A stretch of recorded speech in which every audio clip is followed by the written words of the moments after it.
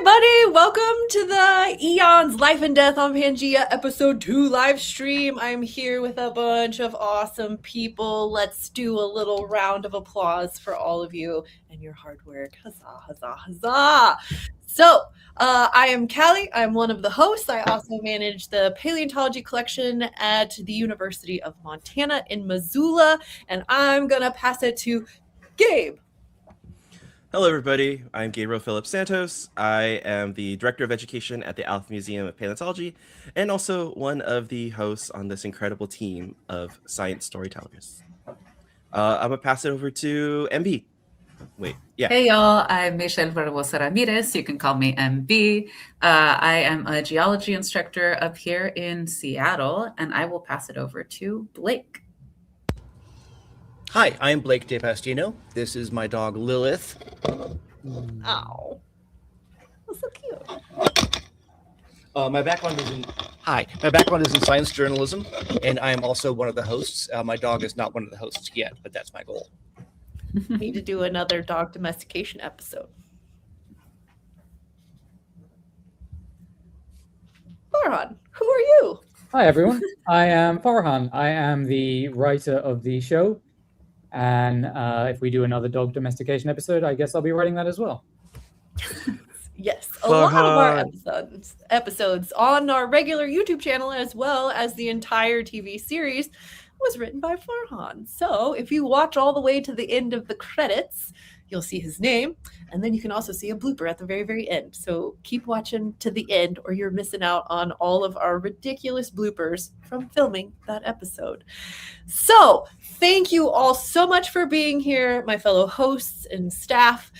Also to all of you in the audience for joining us for this live stream. Now, I wanted to walk everybody through about how this is going to work. So around 15 minutes past the hour, we're all going to start watching episode 2 together on either pbs.org/eons or the PBS app. Links to both are in the description, and we're going to put a little QR code on the screen so you can just go straight there, make it super easy. As we chat, feel free to okay, there we go. Sorry, I have a script. You might not notice. As we chat, feel free to get the episode set up on your app or on pbs.org/eons. If you're not in the US, you can still watch the episode on pbs.org. Right before we're ready to watch, I'll do a countdown. So like 3, 2, 1, go. And we'll hit play at the same time and we'll watch together. As the episode plays, feel free to talk about the episode in the chat and leave questions for us. After the episode is over, we'll come back, talk about what it took to make this episode, and answer your questions. So we're going to have a timer on screen that will say roughly where we are in the episode to help you watch along. But our episode 2 is called How Eating Plants Shaped Life on Land. Yay! So we're moving away from episode 1 and deeper into the Permian. So you guys excited for episode 2? I'm excited for episode 2. I'm so excited. You guys, this is maybe my favorite episode that we got to shoot because Blake and I got to go excavate fossils. So yeah, I'm pretty excited. Can't wait. Yeah. You can see just from the preview that we posted a couple of days ago, like how visibly excited we both were to be at that site. I'm still excited. I'm still riding that high from being out there. I was jealous. Yeah, me too. I have always wanted to visit the Redbecks. So maybe Gabriel will have to go to Permian Fest one of these days. Yeah. Oh yeah. So down. Yes, because that happened right after we all shot, right? It was happened later that summer. Right. Yeah. And if viewers don't know what Permian Fest is, stay tuned till the end of the season and you'll find out. Yeah. No spoilers. No spoilers, you guys. So if you haven't watched, let's see. Yes. If you haven't seen the first episode, let me give you a little background on what we covered. So the world of the late Carboniferous period, one of my favorite periods of all times, It was a swampy, wet, full of predatory amphibians and giant bugs. Everybody's favorite, Meganura, Arthropleura. Yes, we love those guys. But seed plants and amniotes were on the rise, and they would break ties with water, completely becoming fully terrestrial. This was huge. This was massive for everything terrestrial. So that's great. The climate, though, was becoming hotter and drier as Pangea was coming together, as it was forming. And this led to the Carboniferous rainforest collapse and the end of the swamp world. I know, shed a tear, pour out some juice. and around this time, the amniotes were already splitting into two groups, one that would become the reptiles and then one that would become the ancestors of mammals. So that was episode 1, just a little recap. Now, to get you ready for episode 2 without any spoilers, we'll start the Permian finally. We are in the Permian and the rise of plant eating, because again, this is something that, although we think has always been around, it had to start somewhere. And it did. It started in the early Permian. And with that, we get the rise of the first terrestrial apex predators like Dimetrodon and Dimetrodon. Dimetrodon. Oh my God. I'm going to hold it right here for right now. And then we get a whole bunch of the plant eaters and the predators that they belong to, the pelycosaurs. Whoop, whoop. So they have these awesome sails on their backs. But they vanish at the end of the early Permian. And so why don't we have these today that are not in stuffy form, right? We don't know. We don't know. Do you guys have any guesses of what happened to the poor pelycosaurs? I mean, Farhan probably has the answer. I don't think there is actually an answer to the question. Or at least why we think. Yeah. Well, it's actually a big mystery, the decline of the pelycosaurs. We don't know for sure, and there's a big debate that's been raging for decades, actually, and we'll get into this in episode 2.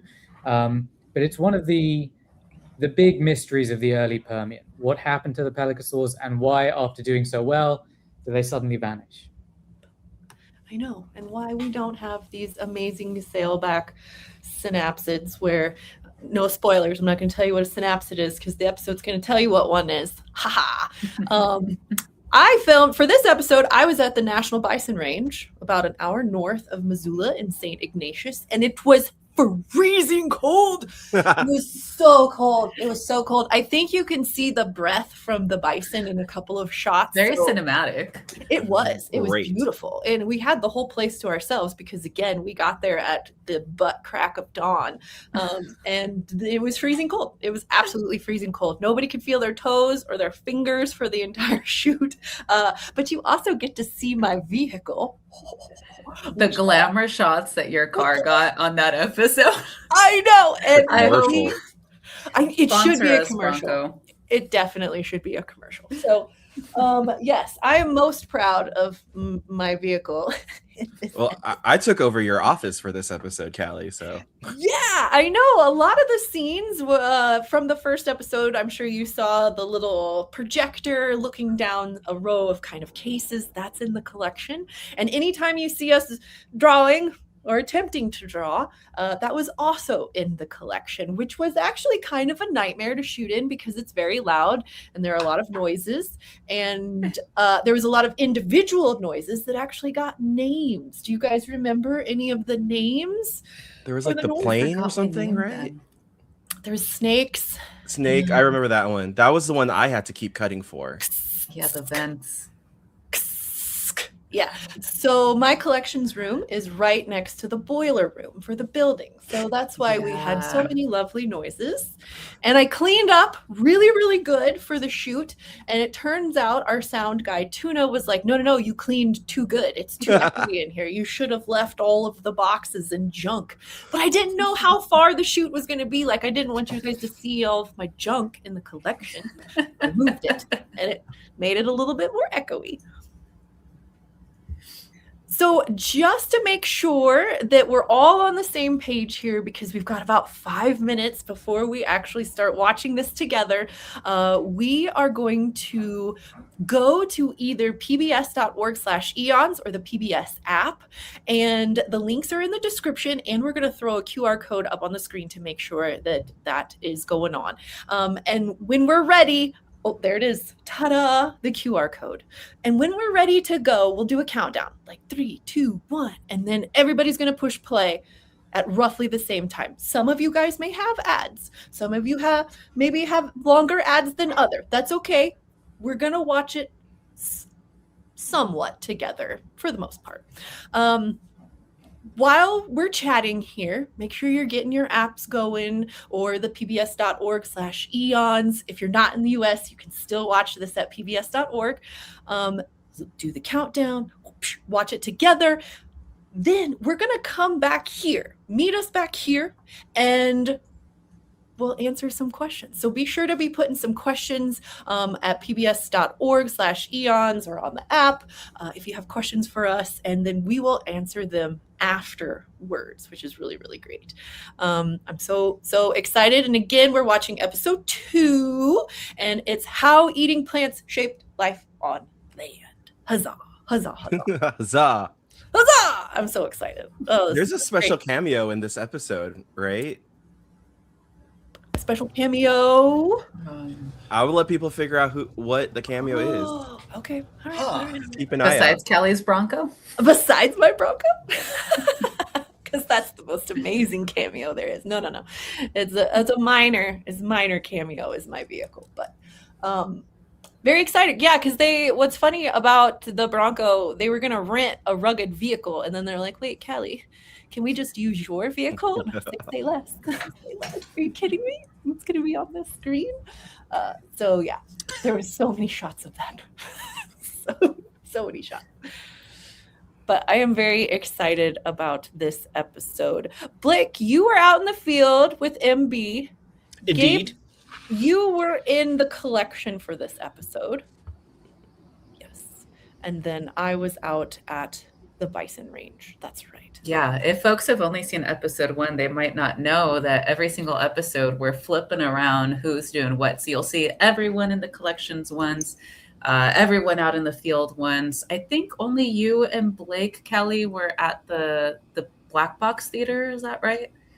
Where there's like the animals walking around you. It's so but cool. It's fun. It's like you'll see different folks in different spaces and get to explore all that with us. I was so scared for that black box shoot. I had just slightly recovered from an epic illness, and I was so worried that I was going to be like super nasally and all like congested. Everybody said I sounded fine, but I don't know. I still don't think. Blow your nose before every take. Oh gosh, water. I had so much decongestant medicine in my system to counteract that. I'm shocked that I even remember shooting there. The last episode that I shot, I was coming out of bronchitis, and I had all these sprays and inhalers and stuff just to get me through that. And I look as tired as I feel. It was at the Arboretum here in Montana. Yeah, that had to Was have that the episode where everything's dying though? And if you look downtrodden, it's just because you're feeling the weight of extinction. We can call it that. It's acting actually. The collection scenes is the only time all 4 of us were together during a shoot, and we were all like doing some shenanigans behind the scenes. So there was, as always, that was a fun shoot day. Me and MB were doing a lot of and musicals. afterwards, we went to go see Kelly dance downtown in a competition. It was really cute. It was awesome. Oh, that's right. Yeah. Dancing with the Missoula Stars. Yeah. Dancing with the Stars, Missoula. And it was so cute. My dance partner was also named Callie, only with a C. So we were the Callies. It was awesome. We were like the loudest people in that audience. It was awesome. I was like, I loved it. I loved it. that you all were there to support me, and I definitely had the loudest section for sure out of all the dancers. But oh man, so we're about 30 seconds away, so be sure to get your browsers ready, your app ready. I should get mine ready, actually. Here's the QR code for you guys, and then we will count down very, very soon, so you won't see us anymore. There will be a screen going. We'll have a little timer on screen that'll show you kind of where we are in the episode so you can help watch along. But oh my gosh. Okay, are y'all ready? Are you ready? Let's go. Okay. 3, 2,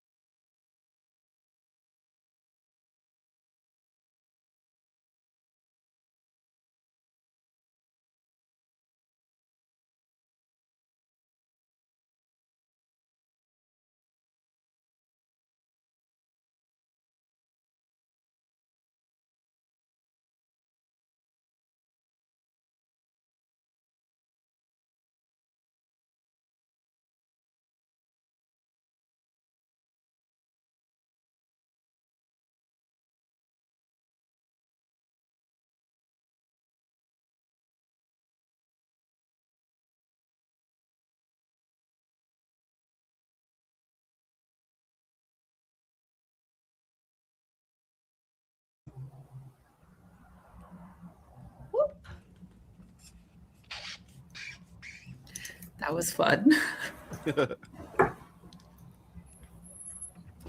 Did you catch the cameo? Did everyone see the cameo? What, that little Dimetrodon again?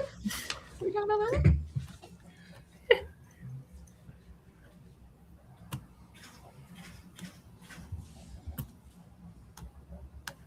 Okay.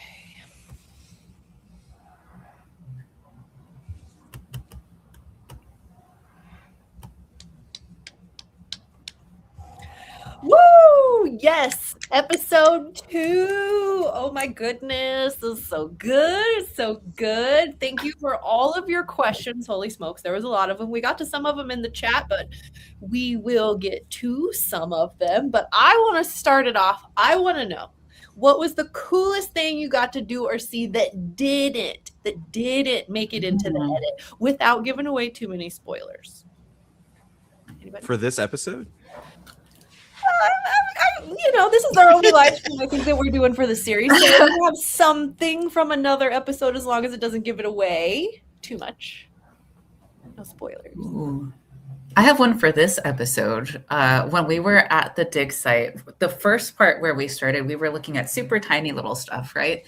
And we were actually digging in between ant mounds. So I was thinking about that. Yeah, some folks might know, but ants are kind of little paleontologists themselves. There's actually an exhibit that the Whiteside Museum, where the folks that hosted us created, called Paleontologists. And basically what the ants are doing is they're sifting through what they see as gravel and taking the right size pieces of gravel to create their ant hills, except those right size pieces of gravel are like the little toe bones and the little Dimetrodon teeth. And so the paleontologists from the Whiteside can go and just scoop up pieces of the anthill, and they've got perfectly sorted fossil pieces. And I thought that was so cool. And on Eons, we love a good pun. So paleontologists was very cute. And I'm sad that we did not get to show that. It was cut from the episode, but it's adorable. We can do that in the Hell Creek out here in eastern Montana as well, with tiny little mammal teeth. So interesting. There's several formations that you can work with nature to help you find fossils. I was thinking about the anthills because MB pointed out in the chat, someone asked, how long were you there until you found fossils? And MB was 4 minutes, because they took us to the anthills and they said the ants have already done the heavy lifting for us. Here, we just need to sift through it. I'm disappointed in the fact that this episode begins with me finding a stick and not knowing if it's a stick or a fossil. I was hoping they put that in, and they didn't keep in the stuff of me actually finding things. But live and learn, I guess. And I did the old tongue trick, and it thick as a fossil. Mm-hmm. It's not really part of the episode, but I do wish we could have our blooper reel somewhere at the end or something, because drawing those stuff, even though I was literally just drawing lines, there's a couple times where I was nervous, and I'm it was nerve-wracking. It was very nerve-wracking. Drawing a triangle was the scariest thing in my life. When we were at Joggins for the first episode, so these are the tallest tides in the world. So they go way out, miles out, and then they come back really, really fast. So at the end of the day, we're trying to just take some promo pictures, and we're literally racing the tides. By the time we get back to the stairs, the water is actually going up against the stairs. So it was very fun to race the tides. For that entire shoot, we had windows that we could work in, because otherwise they would be meters above us. We would be completely underwater. That's amazing.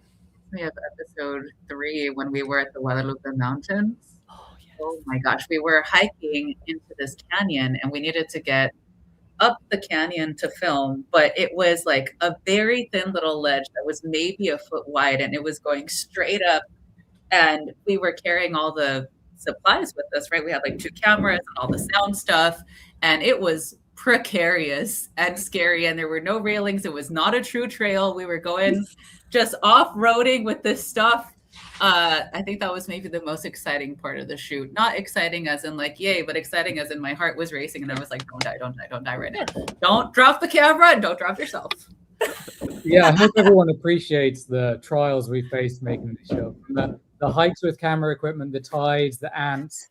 I seem to remember getting attacked by the ants at the Bone Bed You Dig were! site. And Well, I we had had to roll lunch. around in the dirt for a bit. I thought I was going to end up with a You fossilized had to monkey. take off your shirt and start smacking it. Oh my I god. shouldn't be laughing. I'm laughing because you're okay. I can laugh. I Oh survived. my god, I forgot. You got attacked by ants.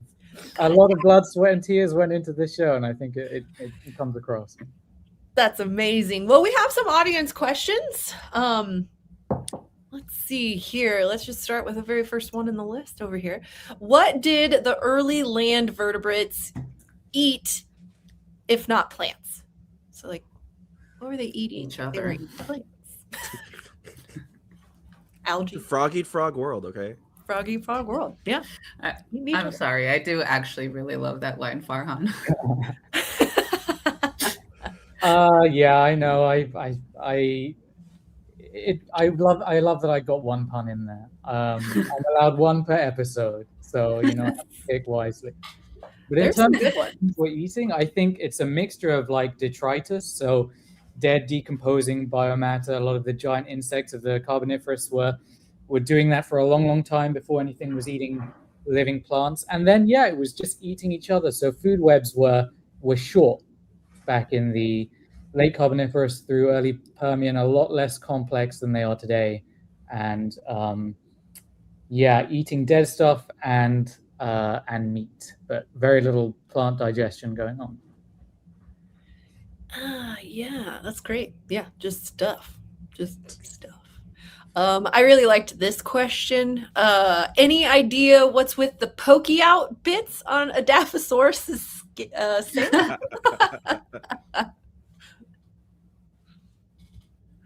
Yeah, we don't know. We don't even know what the sails are for. Yeah. I think this is one thing I would love to have spent more time on in episode 2. And this is something I think that, we did write into the episode originally, the mystery of what the sails are for, because as you'll have seen in episode 2, a lot of the species, Dilophosaurus, Dimetrodon, and a lot of others have these weird sails, which are bizarre, evolve independently in multiple lineages, and then disappear in the early Permian. And this is a real mystery. We don't actually understand what the sails were for. We've had a lot of ideas that have come and gone, and we do have a episode coming out on YouTube at some point in the near future on this topic. But it is something. Spoiler alert. Spoiler. I won't tell you what the solution is. The spoiler is we actually have no idea still. But, the sails are an underrated mystery, I think, of this time period, the early Permian. And, we could talk about that all day, but unfortunately we had to cut it just to keep with the story going chronologically. Love it. I remember asking Chris and Holly at the museum about the pokey outy parts. So is that how they sticky outy parts? I'm not a scientist. I forget how you describe them. And like their response was basically like we said in the episode, like it could be any one of the following things. It could be like defensive, a good for like visual identification or sexual selection. It could be for thermoregulation, or it could be all of the above. Very unusual though, for sure. And I should point out, like the museum, so Chris and Holly are a married couple, and they run this museum by themselves in the tiny town of Seymour, Texas, in the Panhandle. And like, this is two of the smartest people I've ever met, and their dedication to that facility is just inspiring because they're really making it happen out there. And they host Permian Fest. So bad.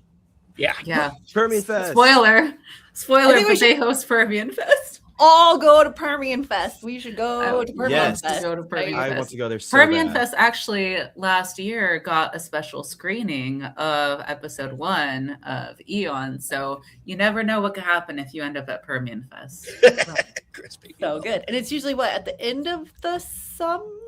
It's sometime in the summer. Yeah. Yeah, I wish we could have shown more of the museum. It was a really neat spot. It's an amazing Farhan, facility. I think, in the still you would not wears to expect this find. day. Yeah. Speaking of the museum, did you see Farhan's TV debut cameo? Yes. In the museum? Oh, I didn't see that. Yeah, He's walking in the background while you're talking. I want to give a Like, shout out to the White Side, actually, not just for being just a really amazing place to understand the Permian, but while I was there, I was having a bit of a nightmare. We had written every script apart Right. from the ending of the final episode, and I just could not for the life of me figure out how to wrap up the show. And I won't give any spoilers about what happens at the end of episode 6. But I had promised Brandon, our director, I said, look, give me 48 hours more to just think on it, and I will find something. And I was getting more and more stressed this entire shoot. And then I was at the White Side in their gift shop, which is just this beautiful celebration of the Permian. And the solution to my script problems hit me there. And so I really want to give a shout out to the White Side just for being such an inspirational place and helping us stick the landing for this show, as you'll see in the final episode. That last script, the end of the episode, you were writing in the White Side's like private lounge area while I think Blake was wrapping up his filming. Like it was written in the White Side. Yeah. amazing. That's amazing. Let's go to another question from our chat. And Gabriel, you might have answered this, so I'll let you take the answer for this one. Isn't pelicosaur an outdated term? Actually, I think Farhan answered that question in the chat. Oh. That was Darcy, our editorial director. Oh, But yes, it is so it's an informal term. I think is the best way of putting it. It's still widely used in the literature, mostly for convenience because it's messy. There's a lot of synapsid groups evolving in distinct lineages, but convergently in a lot of ways too. Everyone's trying to figure out how to live on land and be big and be a herbivore all at the same time. And so multiple lineages converge in very eerie ways. And so they're often just grouped together in an informal group that we call pelicosaurs. But yes, it is not a coherent, taxonomically coherent grouping anymore. It's used just for ease of communication, for convenience, and it's a term that's been around in the literature so long now, it's just a hassle to change it at this point. Mm-hmm. I mean, that's the thing about like nomenclature, right? Scientific naming. We name things based off of what we know. If we find new things, things change. They're either going to stick or not, but if they're within like our lexicon of science, if that's what people connect to, we're going to use some of those terms so that people can understand things better. Right. Not every word is going to fit to what nature's grand scheme is. I love a good softball question, and this is great. This is a great softball question for us. Which pelicosaur would make the best house pet?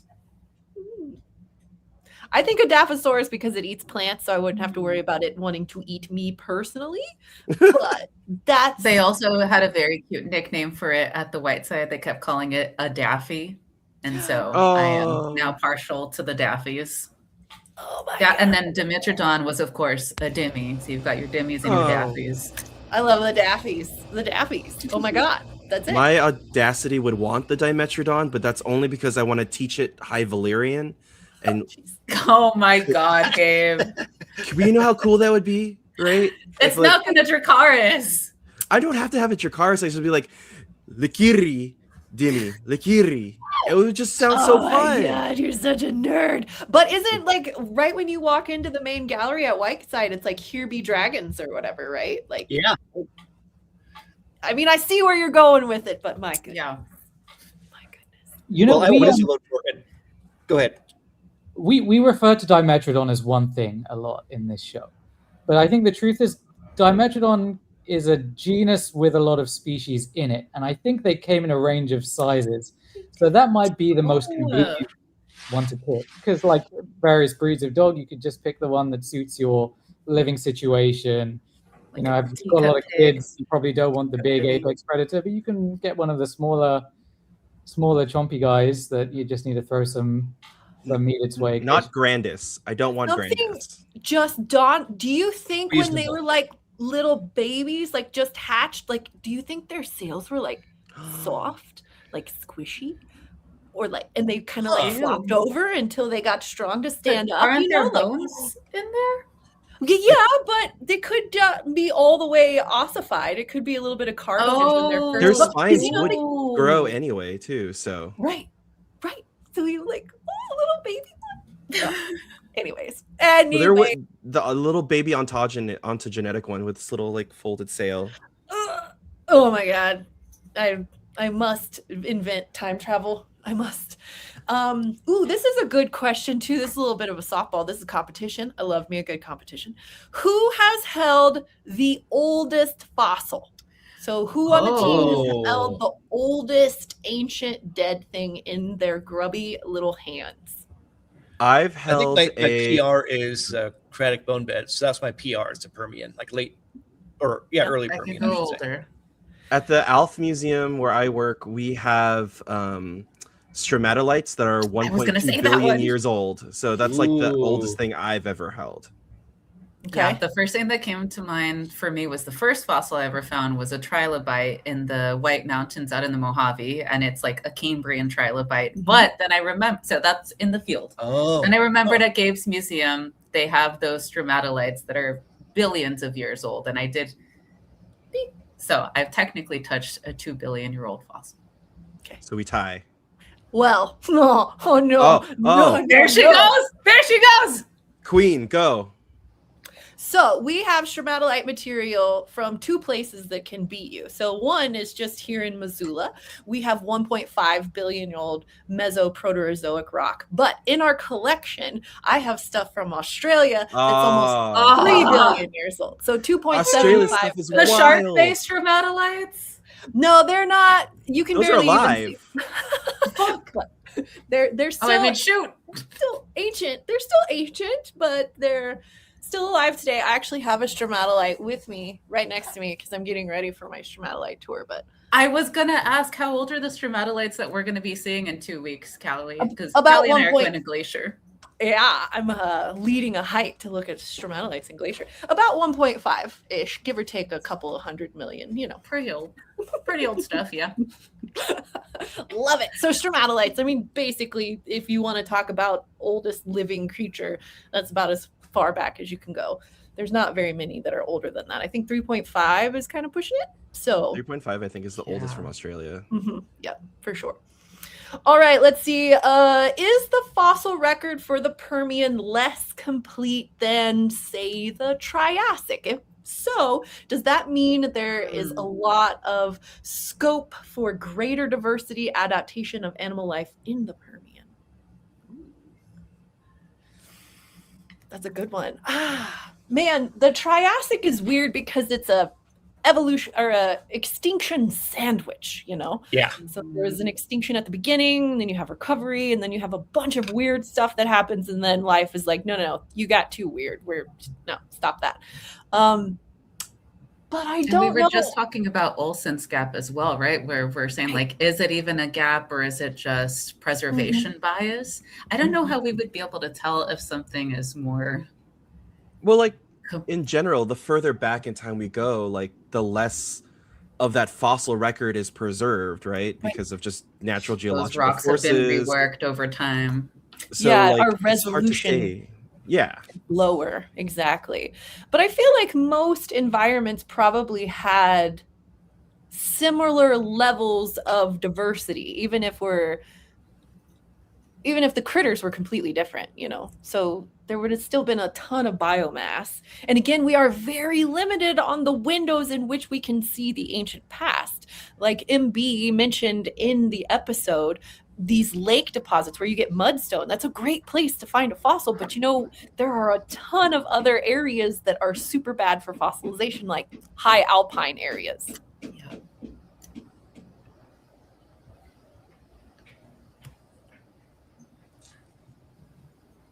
Sorry, I think my office neighbor is hanging pictures. So if you hear Great time. Love it. Hopefully it's paleo art. It's probably forest. It's a forestry department person. We also love the forest. That's fine. Trees. We'll I take.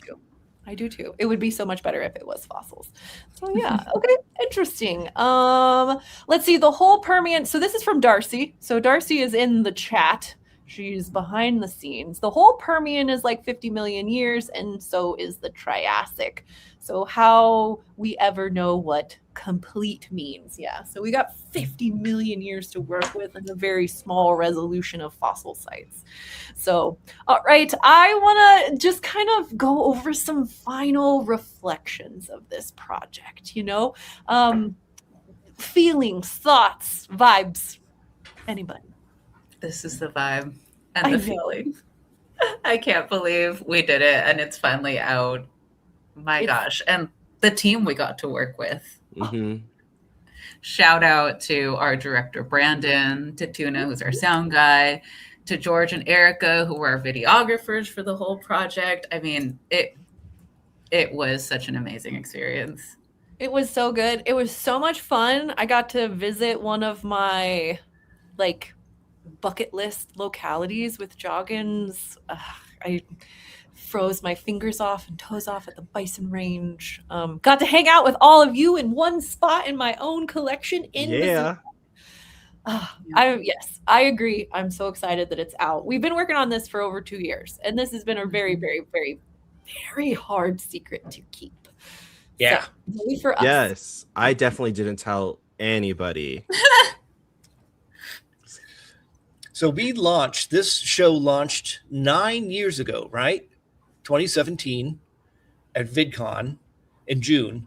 And Yes. when we launched, I remember Callie and Hank and I and other folks who were involved saying, wouldn't it be great if, what if this actually became like a TV show? What if we were, made the leap from 10 minutes on YouTube to broadcast television to reach a whole different sized audience? And just not only to see it happen, but to be part of it happening is a dream come true for me. It really is. Well, that's And I funny just want to thank because everyone who's being involved. Well, when the show started, I was just starting grad school with no idea of what I really wanted to do with my life. And then Eons is one of the things that really pushed me into going into science education and science communication, never once really thinking I could be a part of something like this, just always admiring from afar. And now I have part of the team and seeing the incredible work coming to life for PBS and this incredible series, bringing Farhan's incredible words to life and just being this, part of this incredible legacy of storytelling from PBS and everything. It's one of the greatest experiences of my life that I will never, ever forget. And I'm excited because there's 3 more episodes. I know. We've got more. Episode 3 is out tomorrow. I know. Speaking of which, tune in on pbs.org/eons or on the PBS app for episode 3 tomorrow. It's amazing. When you're watching the episode tomorrow, remember this is where Farhan and I were carrying all the camera stuff uphill both ways in the snow. In the snow? Both ways. I'm not exaggerating. Wow. In Texas. I think I I was remember there. getting a text from you, MB, that was like, I might not make this episode. I think I have a video from behind the scenes. I will post it online. If you're not following all the hosts, by the way, folks, I might not survive this shoot. Avenge Yeah. my death if I don't come Here I home. am. That was when Ranger Mike was leading us. I literally had an asthma attack because I couldn't hike fast enough. Fun times behind the scenes. With You the could have Eons become part crew. of the fossil record. I might have. Okay, thank you everyone so much for tuning in and joining this live stream and watching and interacting with us in the chat and just loving the Eons Life and Death on Pangea. Again, be sure to check out episode 3 tomorrow on pbs.org/eons or on the PBS app. And otherwise, we'll see you again next time. Thanks, everyone. Thanks, Bye. everybody. Bye, friends.